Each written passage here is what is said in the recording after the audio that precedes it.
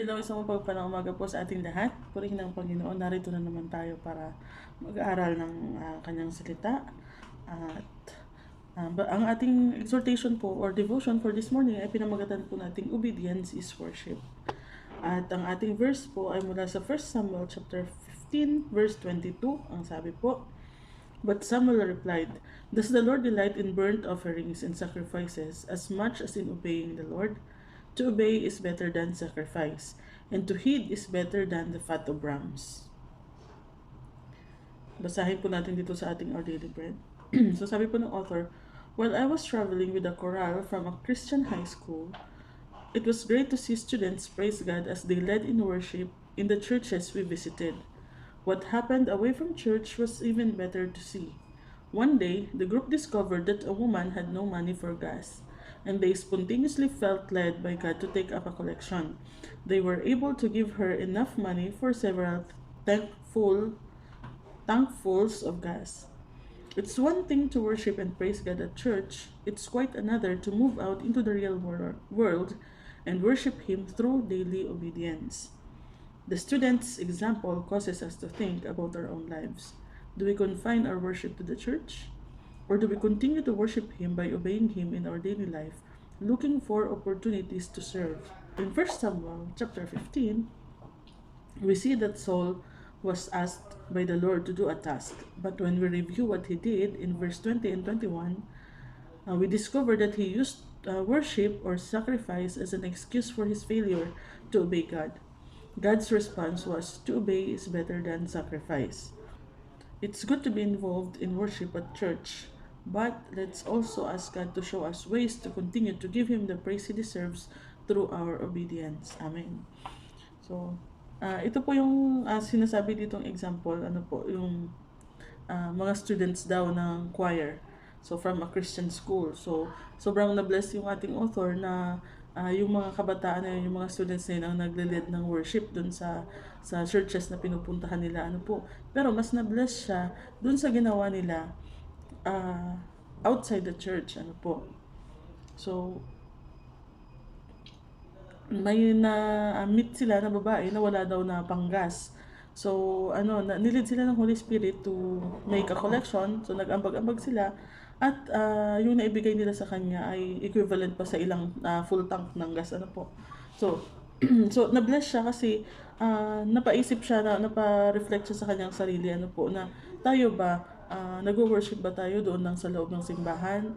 Or nag-worship pa rin tayo sa pamamagitan ng pagsunod sa mga utos ng Panginoon daily sa ating buhay? Ano po? Are we looking for opportunities to serve outside the church? Ano po? Sabi nga po dito, it's good to be involved in worship at church. So maganda po na kalugod-lugod po sa Panginoon yung tayo ay nag-worship sa loob ng simbahan, ano po. Pero hingin din po natin sa Panginoon. Let's ask God to show us ways to continue to give Him the praise He deserves through our obedience. So hingin natin sa Panginoon na bigyan niya rin tayo ng kalakasan at ipakita sa atin yung way paano tayo makapag-serve sa Kanya daily. Ano po? Hindi lang within the church or doon lang sa mga oras na nanilaan natin para sa sa church, let's say every Sunday sa Pinas or sa ibang part ng dito kasi sa Saudi is Friday ang holiday. So doon lang ba ikaw magse-serve sa Panginoon every Sunday or every Friday lang? It should be daily, ano po. Or kung nilaan mo sa Panginoon yung 6 to 8 p.m. mo na pang devotion at prayer, doon ka lang ba magsiserve sa Panginoon? So, dapat 24 hours a day, ano po. So, katulad po dito yung sa verse, First Samuel chapter 15, whole chapter po kasi ito eh. So, inutusan po kasi ng Panginoon si King Saul sa pamamagitan ni Prophet Samuel na lusobin yung kaaway ng Israel. Ano po, at sabi, wala silang itira at wala silang kukunin kahit anong ari-arian doon. Pero ang ginawa nila, itinira nila yung king, tapos yung mga magagandang hayop pinagkukuha nila, at yung mga walang pakinabang, yun ang pinagpapatay nila. Ano po? So, nung pinuntahan siya ng prophet, proud pa siya, nasabi niya, ginawa ko yung utos sa akin ng Diyos, sabi niya. Nasabi ni Samuel, ano to narinig ko, may mga may mga tupa na ano bang ng tupa? No, yung kambing yata yun. Oh, basta yung ano ng tupa. Tapos minahog na yung baka na umuunga. Ano po? So sabi niya, ano yan naririnig ko?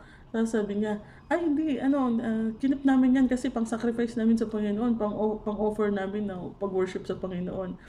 So, ngayon sabi ng prophet doon sa sa 1 Samuel chapter 15 verse 22, sabi dito, Samuel replied, "Does the Lord delight in burnt offerings and sacrifices as much as in obeying the Lord?"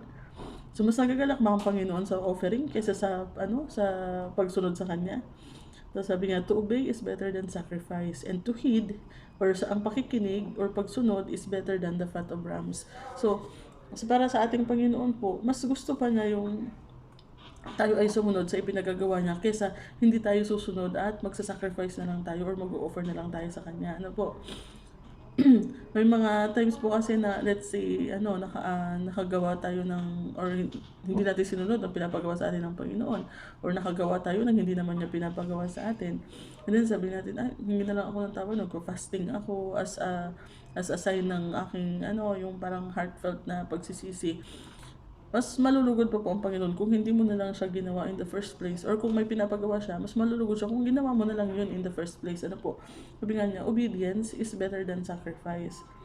Katulad dito sa ginawa ni Saul, when asked by the Lord to do a task, he used worship or sacrifice as an excuse for his failure to obey God.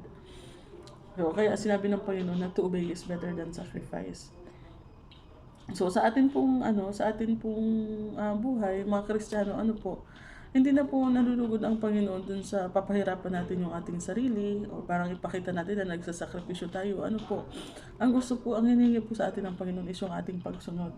And yung pagsunod natin, our obedience and our worship should not be confined in the church only or in the worship hours only. It should be part of our lives. Sabi nga po dito, our worship should not be confined to times and places. It should be the spirit of our lives.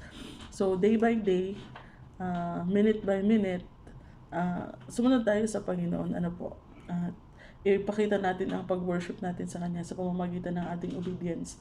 Katulad nga po nung ipinakita nitong mga kabataan na member ng choir na nakaka-bless sila sa loob ng church, pero mas nakaka-bless sila outside ng church kasi makikita mo pa rin yung pagka-Kristiyano nila sa labas ng simbahan.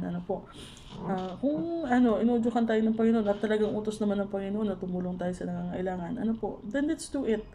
Lalo at ang Panginoon naman ang nagbibigay ng means sa atin para makatulong.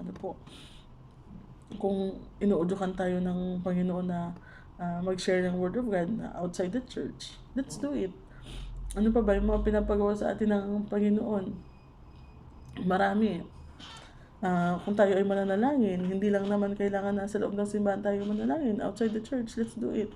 Magbabasa tayo ng salita ng Diyos. Mananalangin para sa iba kung mayroong mga kapatid na humingi sa atin ng panalangin. Kung tayo ay magbibigay, hindi lang naman kailangan sa loob ng church tayo magbibigay. Sinabi din po ng Panginoon na tayo ay dapat magbigay. So we should obey God not only inside the church but also outside the church. Kung mayroong mga nangangailangan, magbigay din po tayo. At sa ating mga trabaho, so hindi tayo parang patient lang or mabait sa loob ng simbahan na parang hindi tayo makabasag ng pinggan. Pero paglabas natin ng church, para tayo mga dragon na bumubuga ng apoy. Mabilis tayo magalit, mabilis tayo matrigger na mahilig tayo. Yung hindi nakikita sa atin yung meekness.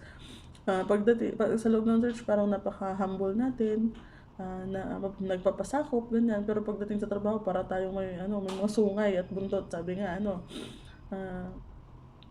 may mga kapatid pa minsan na, sorry po, may mga kapatid pa minsan na nag-a-advise sa akin na, hindi, ipakita mo rin na may sungay ka. Hindi pa pwedeng, masyado kang mabait, ganyan. Gusto kong i-rebuke na, kuya, wala po akong sungay. Kasi anak tayo ng Diyos, dapat wala tayong sungay. So, ganun po, hindi dapat naka-confine lang sa simbahan yung ating meekness, yung ating patience, yung ating long-suffering, gentleness, goodness, kindness, pa yung mga fruit of the Holy Spirit. kailangan yung love, peace, joy, hindi lang dapat sa loob ng church yung nakikita, kundi maging sa labas, ano po. It should be a part of our daily life, ano po. At yung pagsunod dun sa mga ipinapagawa sa atin ng Panginoon na yun, tulad ng sinabi ng Panginoon na obey your earthly masters. Kung paano sinusunod natin ang Panginoon, ganun din tayo sumunod sa ating mga boss. Ano pa, sinabi ng Panginoon, magpasakop tayo sa authorities. Sila ay hinayaan ng Panginoon na sila ang Panginoon ang nagtatag sa kanila at nagbigay sa kanila ng posisyon. So magpasakop tayo sa mga authorities kung ano yung mga batas na ginawa nila, ano po. At ano pa ba? Sinabi sa atin sa mga babae na tayo ay magpasakop sa ating asawa, at yung mga lalaki, mahalin natin yung ating asawa. So lahat po ng mga bagay na yan na pinapagawa sa atin ng Panginoon, mas nalulugod po ang Panginoon kung sinunod natin siya, kesa hindi natin siya sinunod tapos maglalakad tayo ng paluhod papunta sa altar as proof na tayo ay nagsasacrifice para patawarin tayo sa ating mga kasalanan. And katulad ng ginawa ni Paul, ginawa niya pang excuse yung hindi pagsunod, na let's say binangailangan ng tulong, tapos inuudyukan ka ng Panginoon na ibigay, tapos hindi ka nagbigay kasi ang reason mo, ibibigay ko kasi ito sa Panginoon, offering.